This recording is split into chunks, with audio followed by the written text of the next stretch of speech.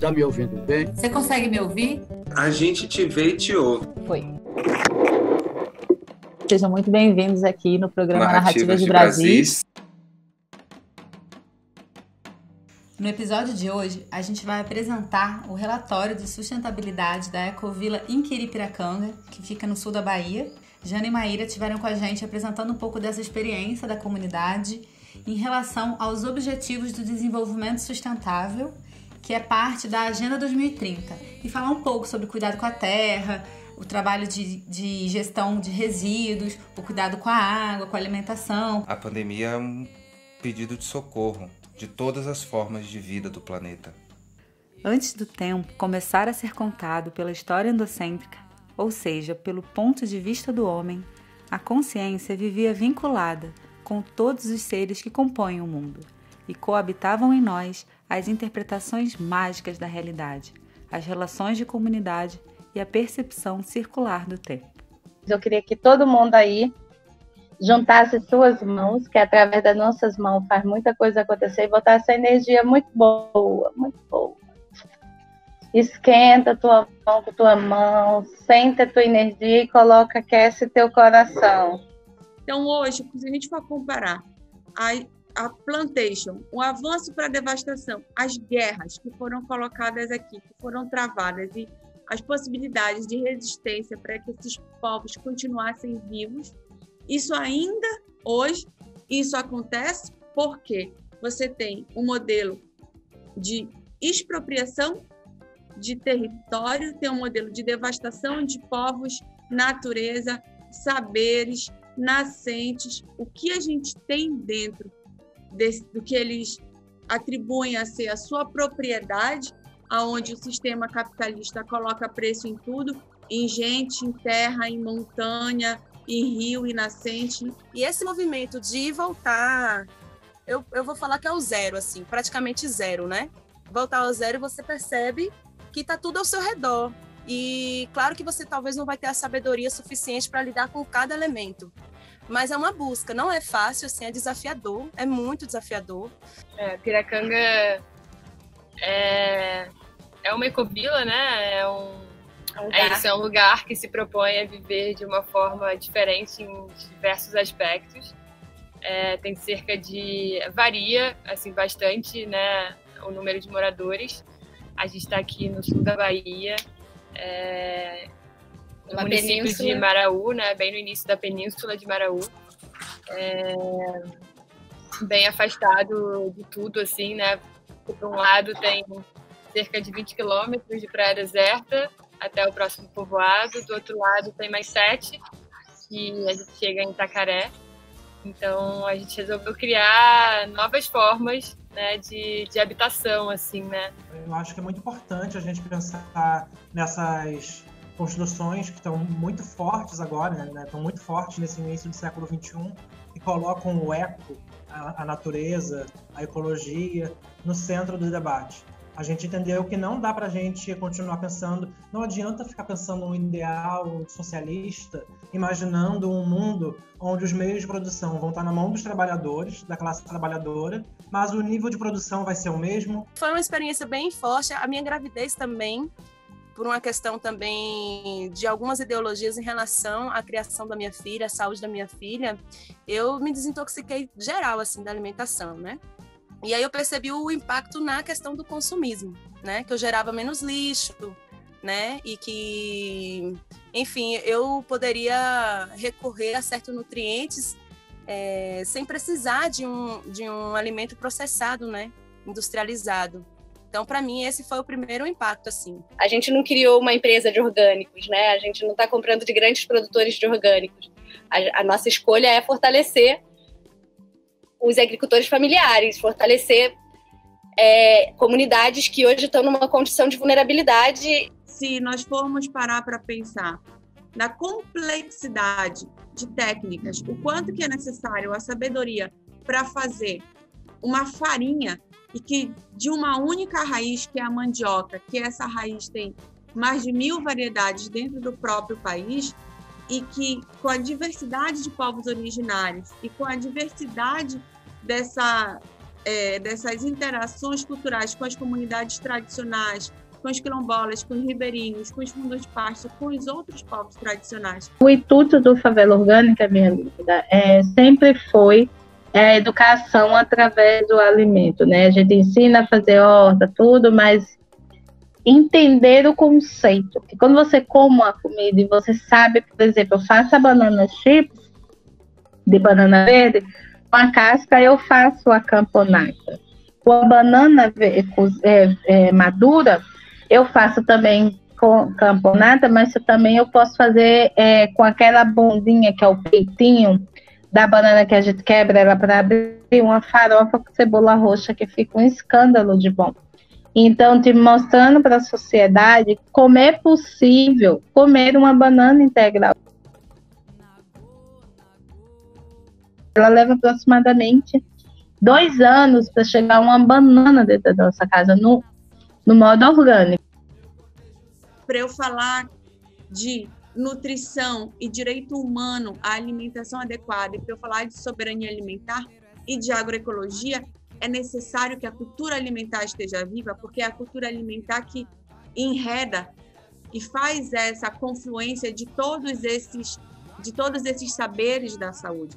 Então, a cultura alimentar ela também é uma confluência de redes pela saúde, onde fazer cultura alimentar é garantir os territórios, é garantir as árvores em pé, as nascentes limpas para que se possa comer o peixe sem mercúrio. É garantir com que as matas estejam vivas. Só para a gente entender, pensar quem produziu, como que essa banana chegou na minha casa, e quando chega na minha casa, a gente joga fora, que é um crime no nosso país voltar o mapa da fome e da desnutrição, com tanta abundância que tem o nosso país. Eu não me conformo, porque a comida está no lugar errado. E a comida, ela é para unir a gente. A comida é a mãe terra que está nos dando. Então, é o mínimo que a gente precisa fazer, é cuidar dos nossos alimentos quando chegar na nossa casa, né? Então, todos os lugares, as pessoas, por exemplo, usam água, precisam descartar sua água. Aqui a gente também tem isso. A nossa água, por exemplo, vem do lençol freático. Em muitos lugares é assim, né? Tem um poço, abastece as nossas caixas d'água de todas as casas. Mas o descarte dessa água ele é diferente, por exemplo. Então, todas as casas e todos os estabelecimentos que tem aqui em Piracanga, eles têm um saneamento ecológico. Então, a gente tem alguns acordos básicos, assim, de como fazer esse saneamento, de como cuidar da natureza aqui em Piracanga, né? Isso é o que é mais forte, é o que é mais, vamos dizer, o que mais integra a gente aqui como moradores, é esse desejo de ter uma relação diferente com a natureza.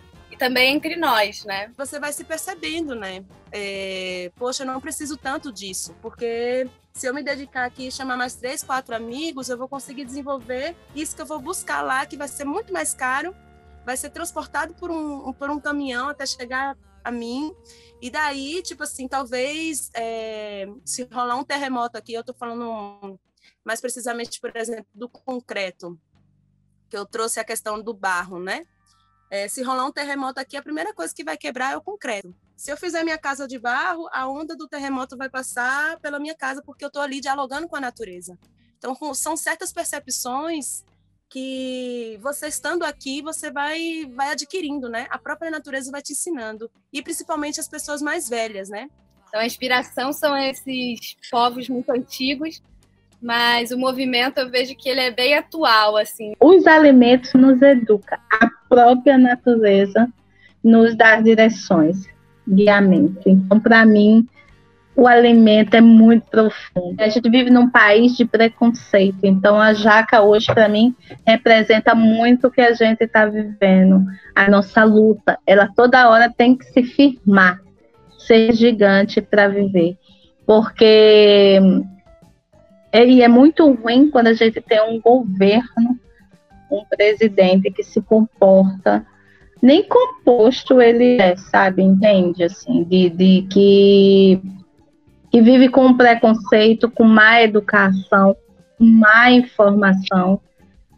má influência. Um dado muito interessante sobre isso, apesar de ser um alarmante, desesperador, que nós temos a redução nos últimos 2 anos de 50% da área plantada de mandioca no Brasil.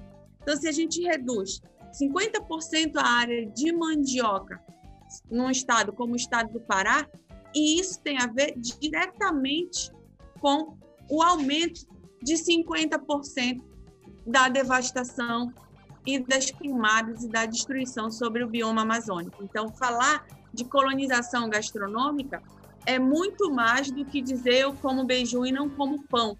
É também entender que as pessoas que estão nesses territórios coletivos, fazendo o trabalho da agricultura familiar, a agroecologia e mantendo as suas culturas alimentares vivas, elas são essas pessoas que também são assassinadas nos conflitos de terra. Eu talvez não tenha tanta potência, tanta saúde, né? Enquanto talvez uns 3 ancestrais meus atrás, né? Que viveu até 95, 130 anos, né? E com todo o vigor, com essa idade, assim. Porque ele tinha um hábito diferente do que a gente tem agora, né? Então, assim, eu acho que também é se propor a essa desintoxicação e ao fortalecimento também do ser, né? Nessa existência, que não é nada fácil. O nosso milho, que nós somos território originário do milho, mas o milho que é consumido hoje em grande escala é um milho transgênico. E a própria grande escala, ela é também algo completamente falacioso, porque a grande escala da produção de alimentos, ela não garante a diversidade e a nutrição adequada que o povo brasileiro necessita. A grande escala de alimentos, ela é uma escala feita a partir de 3 a 5 commodities que o Brasil tem aí, enquanto que a diversidade que chega na mesa, ela é mais de 70% produzida pela agricultura familiar e oriunda dos territórios tradicionais e de uso coletivo. Radicalidade, quando a gente está falando de política, quando a gente está falando da política da esquerda, quando a gente está falando de socialismo, ecossocialismo, de uma transição para um outro ideal de sociedade, a radicalidade, ela é o caminho, ela é a possibilidade. Ela é o norte que aponta para a gente qual o caminho seguir para a gente não repetir os mesmos erros, para a gente realmente pensar um meio, uma realidade que seja plena, que seja digna de vida para a maior parte da população. A gente precisa pensar um mundo onde as pessoas elas possam parar de pensar o tempo todo em sobreviver a cada dia, e elas possam plenamente viver. Radicalidade é isso, é entender que as pessoas elas têm direito à vida, e não apenas a sobrevivência.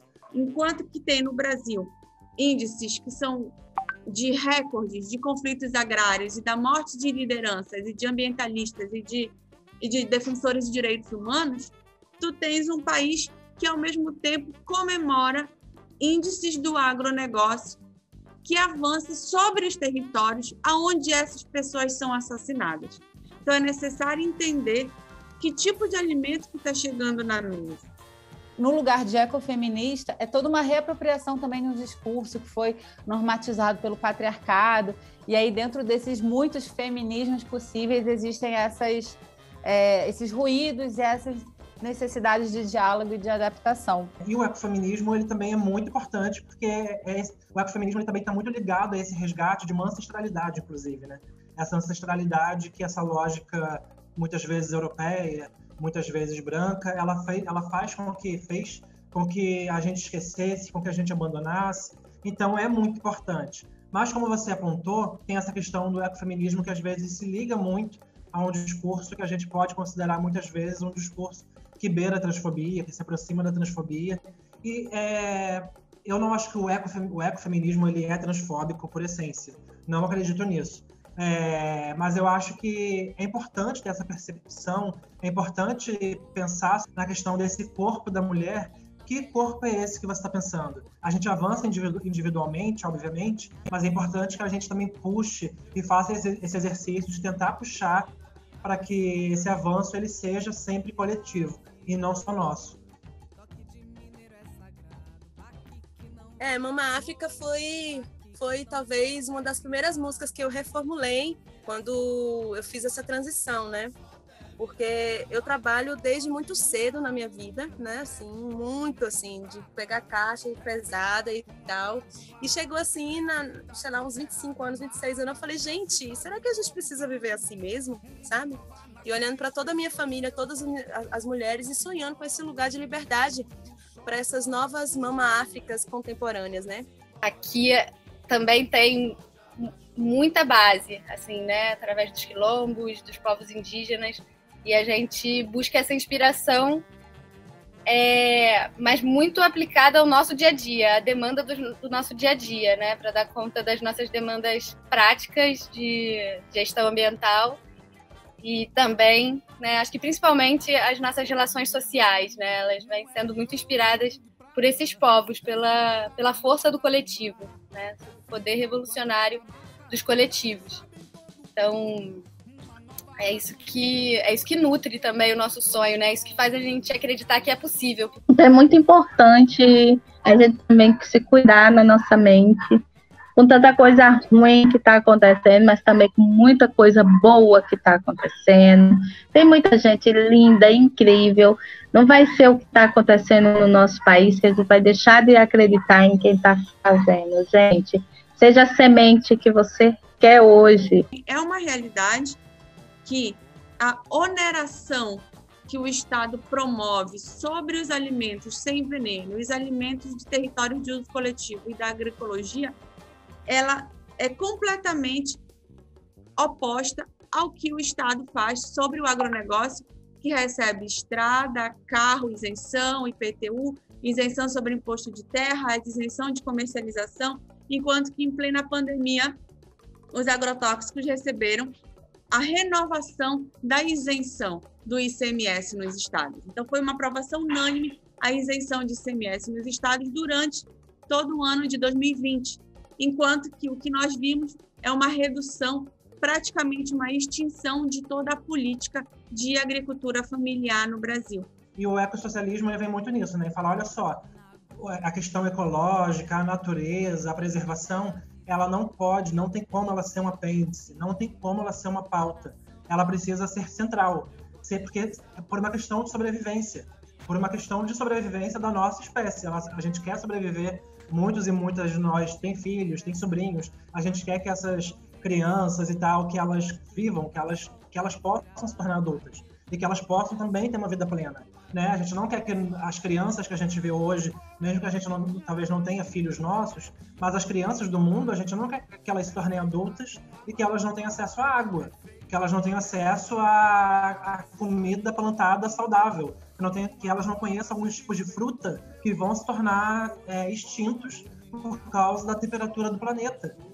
Enfim, Chico César. Gratidão também a esse grande mestre, né, que foi assim, eu cantava a versão dele e eu via outras pessoas que não tinham a mesma vivência que eu, por exemplo, que estavam em outros, enfim, em outros tons de pele, em outros tons de realidade, e cantando sobre a mamãe solteira, que, enfim, aí me incomodava, sabe? E aí eu decidi trazer a liberdade para essa mulher. Mama África, a minha mãe é uma mulher livre que toma banho de cachorro ou de mar todo dia, além de receber uma massaginha de noite e de dia. E aí a gente fica por aqui porque tem uma campainha aqui, a Inaê está me chamando para a gente exercer a soberania alimentar dela aqui. Se vocês ouviram esse chorinho, é a Inaê aqui que está chegando. Obrigada a vocês também. Que tu reté.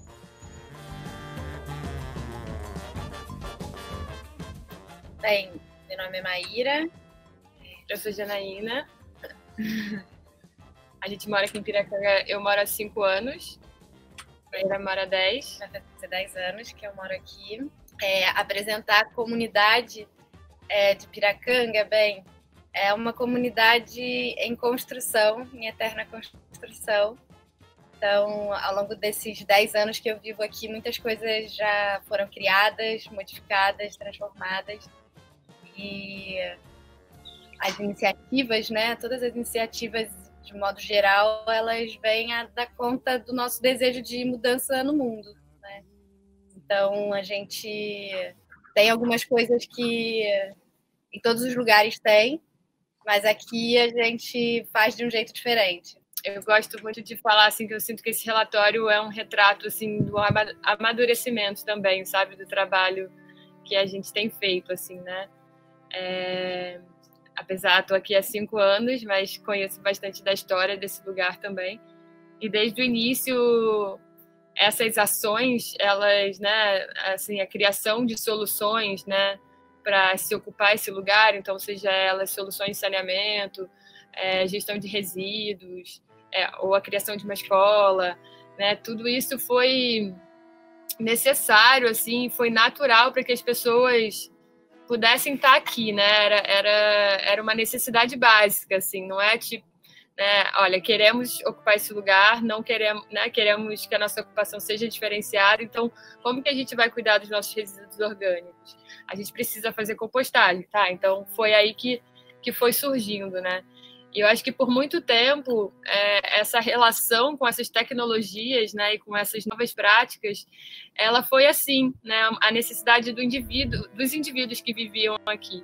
Chegou um momento que a gente olhou e falou assim, nossa, isso precisa ser documentado, isso precisa ser passado de uma forma diferente, assim, né, de uma forma mais, não só as pessoas, isso não pode estar limitado às pessoas que podem chegar até aqui. Como que a gente começa a acessar, a expandir, né, essa bolha, assim, né?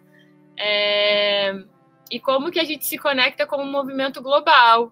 E aqui dentro também, né, desse núcleo se estabeleceu um outro núcleo, né, de uma comunidade intencional, de um grupo de pessoas que a gente chama Inquiri, né, que é esse material que a gente compartilhou com vocês, que é do Instituto Inquiri. Então a gente é representado por essa forma jurídica, né, o Instituto, e somos cerca de 45 associados dentro desse Instituto que promovem, né, esse trabalho, o qual a gente está divulgando com vocês. Eu sinto que esse relatório foi esse filho, assim, esse grito para o mundo, assim, que a gente quer se conectar com movimentos maiores e quer servir, né, tanto de laboratório, né, como a gente se sente aqui, laboratório de pesquisa e inovações mesmo para trazer novas soluções e estar contribuindo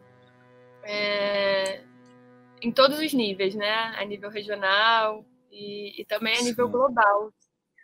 Conta um pouco para a gente sobre o relatório que vocês produziram, que estamos lançando hoje, inclusive.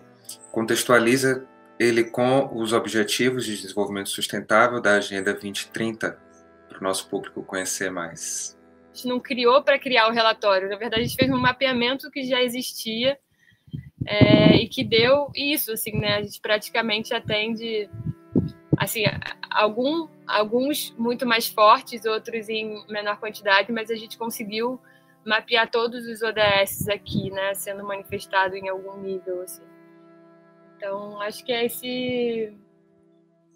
essa é um símbolo também, esse material. Acho que o principal, né, além das tecnologias, além dos pontos específicos, o principal é essa inspiração, né, que é uma inspiração muito real que esse relatório traz, assim, de como a gente pode transformar em ações práticas esses objetivos que às vezes parecem muito grandes ou até inatingíveis, né, como lidar com a fome, lidar com desigualdade, acabar com a pobreza, como esses objetivos que são grandiosos, né? Como eles podem tomar um aspecto prático no nosso dia a dia, com escolhas muito, muito práticas. Afinal, o que é o Brasil para você? O que é o Brasil para você? O que é o Brasil para você? Ui! Nossa, é uma alta provocação. Caramba. Ixi, Maria. O Brasil pra mim. O Brasil pra mim. O Brasil pra mim. Ai, você nem pegou, vocês nem pegaram. Fiquei bem emocionada quando você falou o que é o Brasil, né? O Brasil é esse caldeirão doido que poderia ser mais muqueado, poderia ser menos doente, poderia ter mais esperança, e mais futuro, ao invés da gente estar cada vez mais fugindo de conflito, ao invés de nós estarmos cada vez mais lutando para poder existir. Nós somos um território gigantesco, de biomas fantásticos, de uma Amazônia exuberante, e que a gente tem que lutar todos os dias para que as folhas continuem a cair das árvores sem que as árvores tombem. Então, que a gente consiga seguir sem tombar e consiga fazer da nossa voz esperança e fluidez como as nascentes de águas limpas e cheias de vida. E não uma potência no sentido imperialista, não uma potência no sentido de explorar outros países, mas uma potência no sentido de ser referência de um país que conseguiu ultrapassar todos os limites que historicamente foram colocados pelo colonialismo, pelo racismo, pelo machismo, pela LGBTfobia, pelo encarceramento em massa, pela pobreza, pela fome, por tudo isso, e se tornar um país que, caramba, olha só, as pessoas, elas estão, no Brasil, as pessoas, elas estão vivendo. O Brasil é um país feito para viver, não só para sobreviver. Quando a gente chegar nesse nível, eu acho que a gente alcançou o melhor do Brasil. Se nós não mudarmos e se não desenvolvermos uma relação amigável com a terra, protegermos essa herança sagrada que recebemos, nós vamos engrossar o cortejo daqueles que caminham na direção de sua própria sepultura.